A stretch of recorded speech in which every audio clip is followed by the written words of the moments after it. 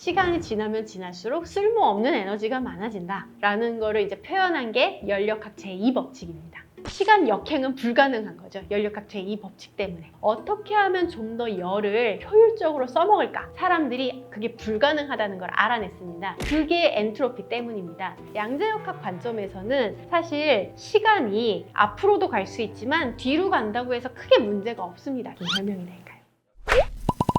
안녕하세요. 고려대학교 물리학과의 최은미라고 합니다. 네, 저는 특히 개인적으로도 이 연력학 법칙 혹은 통계역학이 아주 어렵다고 생각하는데요. 그 중에서도 엔트로피의 법칙이 정말 어려운 개념이 아닌가 싶습니다. 먼저 이 엔트로피의 법칙을 이제 포함해서 연력학에 대해서 간략히 말씀을 드리면, 이 연력학, 통계역학은 기본적으로 수많은 입자들이 있을 때의 상태를 이야기를 합니다. 예를 들어서 입자가 수백만 개 있을 때 이 아이들의 에너지를 전체적으로 표현을 하는 학문인데요. 세 가지 법칙이 있습니다. 0법칙, 1법칙, 2법칙이 있는데요. 들어보시면 친근할 거예요. 먼저 제0법칙은 열적 평형이라고 합니다. 두 개의 온도가 다른 물체가 있는데 이 두 물체를 접촉시키면, 기다리면 결국 이 둘은 같은 온도가 된다. 이게 제0법칙입니다. 친숙하죠? 제1법칙은 에너지 보존 법칙입니다. 에너지의 총량은 일정하다라는 법칙인데요. 이때 여기에서 에너지라는 개념이 확장이 됩니다. 이전에는 에너지 하면 뭐 운동 에너지, 물체가 움직일 때 운동 에너지, 혹은 위치 에너지, 높은 곳에 있을 때의 위치 에너지, 그리고 뭐 스프링 이렇게 당겼을 때 위치 에너지만 생각했다면 1800년대 즈음에 열 자체도 에너지다 라는 걸 이제 알게 되고, 저희가 뭐 일을 한다, 용수철이 어떤 물체를 당길 때 하는 일, 이런 일도 다 에너지다 라는 걸 알게 돼서 열, 일, 위치 에너지, 운동 에너지를 다 고려했을 때 에너지들이 서로 간에 이제 모양은 바꿀 수 있어요. 일이 열이 되고 열이 일이 되고 뭐 위치 에너지가 되고 이렇게 변화는 할 수 있으나 어쨌든 총량은 일정하다 라는 게 에너지 보존 법칙입니다. 여기까지는 친숙한데, 이제 마지막 제2의 법칙이 이제 엔트로피가 등장을 합니다. 엔트로피 총량 증가 법칙, 혹은 가역, 비가역 법칙이라고도 부르는데요. 이 법칙은 어떤 이런 시스템이 있을 때 이 시스템 안에 엔트로피는 언제나 증가한다, 즉 감소하지 않는다라는 법칙이 이제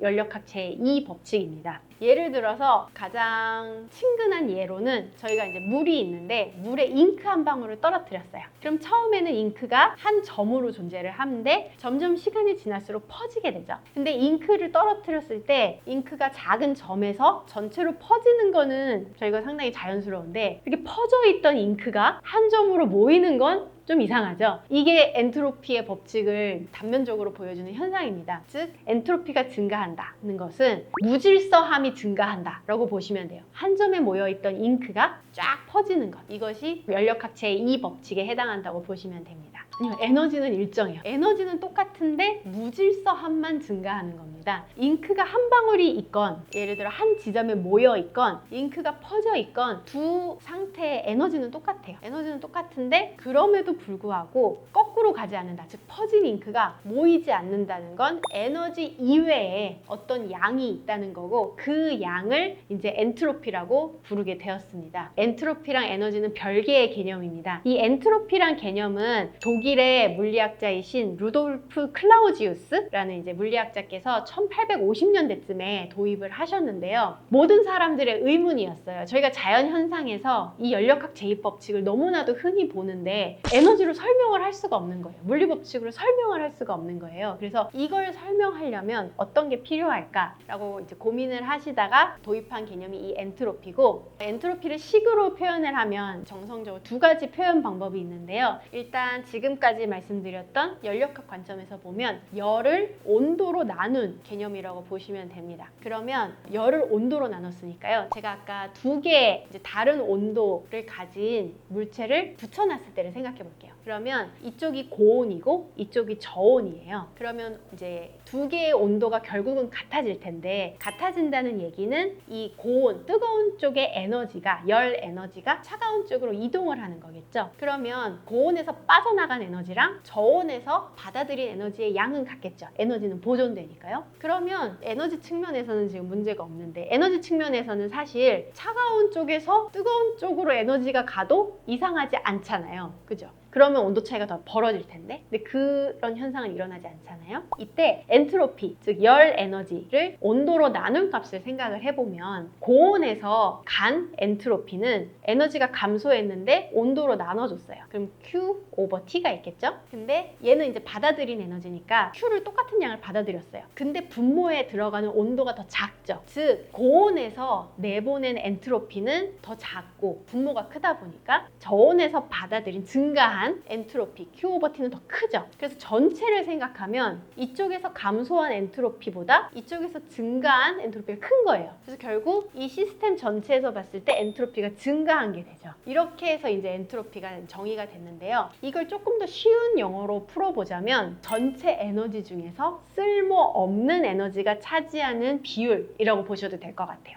이제 에너지가 제가 아까 여러 형태가 있다고 말씀드렸는데 뭐 운동 에너지, 위치 에너지, 열 에너지. 근데 그 중에서 가장 쓸모없는 에너지는 사실 열 에너지예요. 열 에너지는 다른 에너지로 변환하는 게 쉽지가 않아요. 열은 그냥 막 사라지잖아요. 방출이 되잖아요. 그런 식으로 열 에너지가 가장 소위 쓸모없는 에너지인데 전체 에너지 중에서 이렇게 쓸모없는 에너지가 차지하는 비율을 엔트로피라고 보시면 될 것 같아요. 그래서 결국 시스템이 시간이 지나면 지날수록 쓸모없는 에너지가 많아진다라는 거를 이제 표현한 게 연력학 제2법칙입니다. 에너지 공해라고 표현을 할 수도 있겠네요. 결국 열이 가득 차게 된다라는 표현이 되겠죠. 다 열로 변환이 되니까 언젠가는. 이 시간이라는 개념 자체가 어떻게 정의되느냐를 생각하면 또 좀 신기한데요. 시간이라는 게 저희가 방향성을 정의를 하기 위해서는 가는 방향은 자연스러운데 거꾸로 가는 방향이 부자연스러워져야 되잖아요. 이게 바로 정확하게 연력학 제2법칙이 말해주고 있는 현상입니다. 연력학 제2법칙 자체가 엔트로피가 증가하는 방향으로만 시간이 전개된다 아니면 시스템이 진행된다 라고 하기 때문에 시간 역행은 불가능한 거죠. 연력학 제2법칙 때문에. 그래서 시간 여행도 과거로의 시간 여행은 근본적으로 불가능하다라고 합니다. 제가 지금 엔트로피에 대해서 큰 거시적인 개념, 열, 그리고 온도 이런 걸로 먼저 정의를 말씀드렸는데 또 다른 정의는 좀 더 미시적으로 또 이야기를 할 수 있습니다. 이 경우에는 무질서함의 척도다라고 보시면 될 것 같은데요. 경우의 수, 어떤 시스템이 가질 수 있는 경우의 수와 연관이 되어 있다고 보시면 될 것 같습니다. 예를 들어서 제가 공 6개가 있어요. 상자 2개가 있고 이 상자에 공을 넣는 경우의 수를 생각해 보겠습니다. 그러면 만일 상자에 공 6개를 한쪽에 다 담고 한쪽엔 하나도 없는 경우를 생각을 하면 이거에 가능한 경우의 수는 하나죠. 한쪽에 6개 있고 한쪽에 0개 있는 경우의 수는 하나입니다. 즉 이 경우는 엔트로피가 아주 작아요. 정말 한 시스템의 엔트로피가 아주 작다고 볼 수 있는데요. 만일 공을 제가 이번에는 한쪽에 3개, 다른 쪽에 3개 이렇게 넣고 싶다고 할게요. 그러면 경우의 수가 무려 20가지로 늘어납니다. 예를 들어 공이 1, 2, 3, 4, 5, 6번 공이 있는데 뭐 1, 2, 3을 이쪽에 놓고 4, 5, 6을 저쪽에 놓고 1, 2, 6을 이쪽에 놓고 3, 4, 5를 이쪽에 놓고 이런 식으로 경우의 수가 여러 개가 나와서 20개의 경우의 수가 나옵니다. 이렇게 경우의 수가 많으면 엔트로피가 큰 거죠. 즉 더 무질서한 경우죠. 다르게 생각을 해보면 아까 잉크의 경우도 비슷하게 볼 수 있는데요. 잉크의 그 까만 잉크 입자들이 한 점에 있는 경우는 엔트로피가 아주 작은 겁니다. 정말 경우의 수가 작죠. 그런데 잉크가 전체로 퍼져 있는 그 상황을 생각해 보면 정말 수많은 경우의 수가 존재를 합니다. 즉 그래서 더 무질서하고 엔트로피가 높은 거죠. 이런 엔트로피의 개념이 본격적으로 발전한 게 결국 열기관이 나오면서거든요. 1950년대 제2차 산업혁명 때 열기관이 이제 발명이 되면서 어떻게 하면 좀 더 열을 효율적으로 써먹을까를 이제 사람들이 열심히 연구를 했어요. 어떻게 하면 열기관의 열 에너지를 100% 운동 에너지 혹은 전기 에너지로 변환할까 이런 걸 생각을 하면서 사람들이 그게 불가능하다는 걸 알아냈습니다. 열 에너지를 100% 다른 에너지로 전환은 할 수 없고 언제나 이제 몇 퍼센트의 효율이 있어요. 그 효율의 맥시멈 값이 존재하는데 그게 엔트로피 때문입니다. 그래서 결국 얼마나 무질서하냐, 열 에너지는 다른 에너지에 비해서 무질서함이 커요. 무질서함이 크기 때문에 거기에서 저희가 써먹을 수 있는 포션이 적다고 생각할 수 있는 거죠. 예를 들어서 쉽게 그냥 방을 생각했을 때 방을 어지르기는 쉬워도 치우는 건 조금 더 저희 에너지가 들잖아요. 저희가 방이 깨끗한 방은 엔트로피가 낮은 상황이고 지저분한 방은 엔트로피가 높은 상황인데 그래서 엔트로피가 낮은 상태에서 높은 상태로 가기 가기는 쉬워도 높은 상태에서 낮은 상태로 가기에는 아주 어렵습니다. 또 다른 예로는 뭐 나무를 태우는 것도 생각할 수 있는데요. 나무 자체는 엔트로피가 낮은 상황이에요. 현재 태우기 전에는. 근데 나무를 태우는 과정에서 나무에 있는 여러 원소들이 뭐 산소랑 결합을 해서 화학 반응을 해서 다른 이제 원자 분자들이 될 텐데, 타버린 나무는 엔트로피가 이제 높아졌어요. 그렇기 때문에 이 타버린 나무와 주변에 있는 뭐 물 분자나 이런 애를 다 모아도 다시 타기 전 나무로, 즉 엔트로피 낮은 상태로는 복구를 할 수가 없습니다. 이걸 말해주는 것들이 제2의 연력학 법칙이라고 보시면 됩니다. 완전 혼란의 상태가 될 것 같은데요. 엔트로피 법칙이 있기 때문에 저희가 시간축을 정의를 할 수 있잖아요. 과거, 현재, 미래를 정의할 수 있는 사실 근본적인 이유가 이 엔트로피 법칙인데, 이 엔트로피 법칙이 꺼진다면 과거, 현재, 미래가 다 뒤섞일 것 같아요. 다 뒤섞여서, 근데 그것도 이게 뒤섞인다는 게 저희가 영화에서 보듯이 저희가 원하는 시점에 원하는 상황만 되돌리는 게 아니라 모든 현상이 랜덤하게 과거, 현재, 미래가 뒤섞이는 거예요. 그러면은 정말 혼돈 그 자체가 되지 않을까요? 고전적인 개념으로 저는 시간이 앞으로 가고 있는데, 예를 들어 PD님은 시간이 뒤로 가고 있는 거예요. 그러면은 정말 혼란스러울 것 같아요. 네, 뭐 여러 이제 현상들이 거론이 되는데요. 엔트로피 법칙 하면은 이제 키워드들이 많이 나오는데, 예를 들어 우주 멸망과 이제 엔트로피가 연관이 있다. 이거는 정말 긴 시간 스케일로 보면은 맞는 얘기인 것 같습니다. 왜냐하면 엔트로피가 계속 증가를 할 테고, 저희가 이제 우주 전체를 하나의 거대한 시스템이라고 봤을 때 이 거대한 시스템에서 엔트로피는 계속 증가를 해야 하니까요. 근데 엔트로피가 증가한 궁극적인 상태는 엔트로피가 최대니까 전부 다 이제 무질서함의 극대화이잖아요. 그러면 무질서함이 극대화됐다는 얘기는 결국 우주가 멸망했다는 얘기가 아닌가라고 해서 어느 정도는 일맥상통한 것 같습니다. 그리고 또 이제 많이들 이야기하시는 게, 제가 아까 사실 방에서도 예를 들었는데, 학교에서 시간이 지날수록 예를 들어 학생들이 처음에는 이렇게 다 자세 바르게 수업을 듣다가 점점 흐트러지는 것. 이거는 뭐 엔트로피로 설명되는 자연현상이라기보다는 엔트로피로도 설명할 수 있는 현상이라고 하는 게 더 정확할 것 같아요. 그러니까 원인이라기보다는 그냥 그 현상을 엔트로피로 설명할 수 있다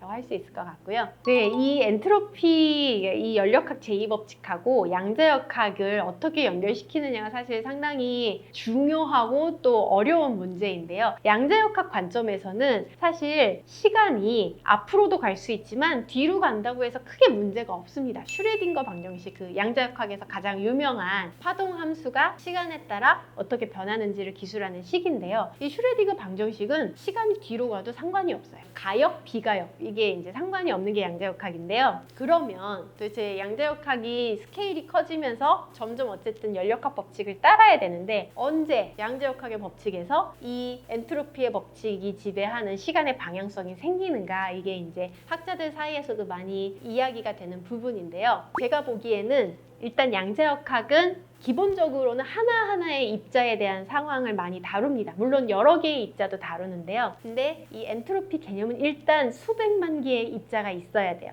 그러면 이제 양자역학의 개념을 수백만 개의 입자로 확장을 시켜야 되는데, 이때 이제 시간의 방향성이 들어가게 됩니다. 예를 들어 원자를 생각해 볼게요. 수소 원자 같은 경우 바닥 상태, 에너지 바닥 상태가 있고 들뜬 상태가 있는데요. 양자역학 그 슈레딩거 방정식을 풀어가지고 뭐 에너지 고유 상태가 나왔을 때 사실 들뜬 상태도 안정적인 상태이기 때문에 밑으로 떨어질 이유가 없습니다. 들뜬 상태도 들뜬 상태 한 번 가면 영원히 거기 있어야 돼요. 그런데 사실 들뜬 상태는 언제나 수명이 존재를 합니다. 수명이 존재해서 예를 들어 뭐 10나노초다. 그러면 10나노초의 수명을 가지고 밑으로 떨어지는데요. 이게 이렇게 떨어지는 이유는 이 우주가 전자기장이 베큐um 필드가 있어서 그 베큐um 필드랑 원자가 상호작용을 해서 들뜬 상태가 떨어지는데요. 이 들뜬 상태가 떨어지는 과정이 랜덤합니다. 수명이 있는데 10나노초라는 타임 스케일이 있지만 그게 확률만 정해져요. 그러니까 10나노초 안에 떨어질 확률이 몇 %다 라고 정해지는 거예요. 그래서 실제로 얘가 1나노초 후에 떨어질지